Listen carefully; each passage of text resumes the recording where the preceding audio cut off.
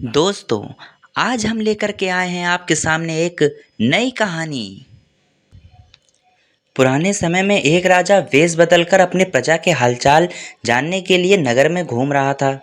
तभी राजा ने रास्ते में एक बड़ा पत्थर देखा। आते जाते लोगों को उस पत्थर की वजह से बहुत तकलीफ हो रही थी, लेकिन कोई भी व्यक्ति उस पत्थर को हटाने की कोशिश नहीं कर रहा था।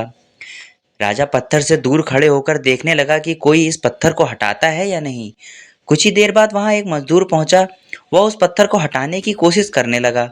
कोई भी व्यक्ति उसकी मदद नहीं कर रहा था। कुछ देर बाद वहां एक अन्य व्यक्ति आया और वह मजदूर को पत्थर नहीं हटा पाने की वजह से डांटने लगा।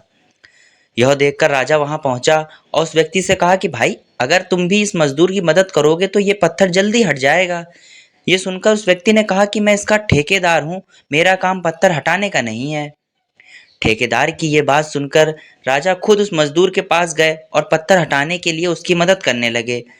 कुछ ही देर में वह पत्थर रास्ते से हट गया। गरीब मजदूर ने मदद करने वाले अनजान व्यक्ति को धन्यवाद कहा।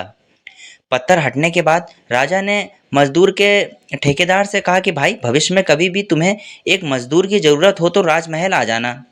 ये बात सुनकर ठेकेदार हैरान हो गया।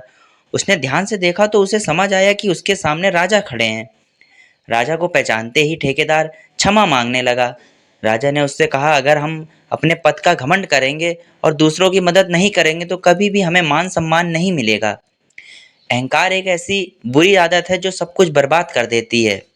राजा की ये बातें ठेकेदार को समझ में आ गई। उसने भविष्य में दूसरों की मदद करने का वचन राजा को दिया।